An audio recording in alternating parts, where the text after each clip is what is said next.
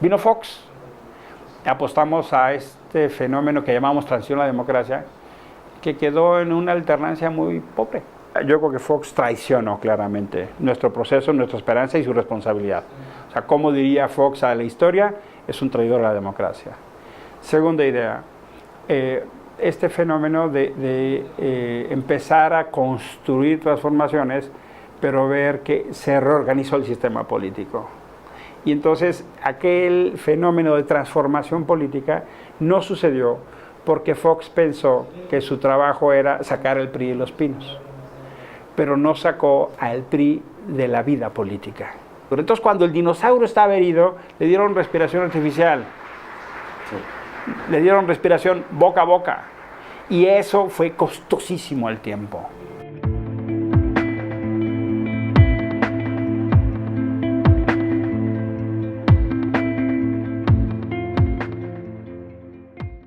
Yo en el 2001 participo por toda mi formación que te comenté y termino siendo presidente de la Comisión de Derechos Humanos del Distrito Federal. Eso yo te quería preguntar, porque hasta ahorita estamos hablando de lo que es un Emilio Álvarez y Casa opositor a un régimen. Exacto. ¿Y qué pasa cuando ya te toca estar empiezo a ser servidor público? Un servidor público, porque ya sé que ahí la perspectiva de todo cambia. Cambia porque tú ves y cómo te ven. Pasas a formar parte de esa cosa que se llama Estado. Entonces me empecé a dar cuenta que la desconfianza a todo el gobierno, cosa pública, es tan grande que es mayor muchas veces a la confianza que las personas te pueden tener. Ese fue el primer encontronazo en mi vida entre pasar de sociedad civil a pasar al servicio público. Y luego decidí entonces participar en la Comisión de Derechos Humanos del Distrito Federal.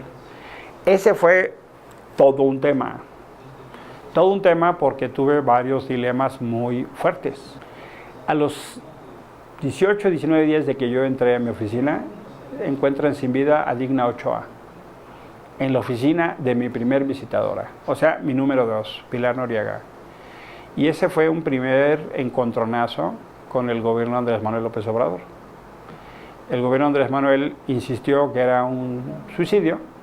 Nosotros hicimos algunos informes que nos parecía que no había elementos para así decirlo. El entendimiento en derechos humanos era muy distinto. Andrés pensaba que derechos humanos era solo que la policía no reprimía. Y yo le decía, no, Andrés, a ti te toca encabezar la indignación. Mira, te estoy presentando este caso donde un policía judicial torturó, lo hizo tal y tal y tal cual día. Me dice, no, pues yo no mandé a torturar. Es que tú no tienes que mandar a torturar. La estructura de la ciudad son 300... No, es un sistema. Son 300,000 servidores públicos. Es un sistema que heredaste. Entonces castiga a quien así lo haga. Para que sea diferente. Ahí no se entendió el peso de la herencia y la inercia, ¿no? Es que no es solo que cambies una persona, es cuando yo empecé a ver, tienes que cambiar la estructura, modos de operar. O sea, ¿cómo pasamos del caso a la causa? ¿Cómo evitamos que sigan extorsionando en los reclusorios, en las agencias del Ministerio Público, en la ventanilla? ¿Cómo evitamos al gandalla? ¿No? Ahí tuvimos ese desencuentro, ¿no? Luego vino casos como los del plantón, de Avenida El Paseo de la Reforma en 2006. Voto por voto. Vino toda la resistencia ciudadana de las elecciones del 2006, por las elecciones. Ahí estaba yo en voto por voto. Y a mí me pareció que el plantón acabó siendo una fórmula que trastocó la vida de los habitantes de la ciudad, ¿no? Incluso busqué negociar con Alejandro Encinas formas para que se pudieran conciliar derechos encontrados, el de manifestación con el de libre circulación. Fue muy difícil, ¿no? Y al final de cuentas, una parte importante del plantón no eran personas, sino eran tiendas de campaña o carpas.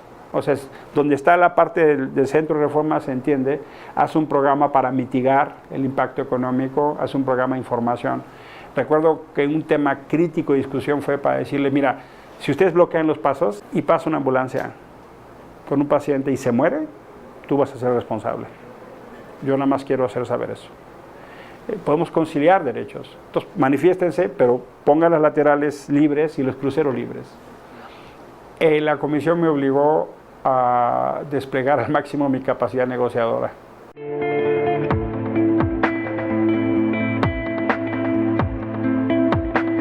Iguales, libres, ahora.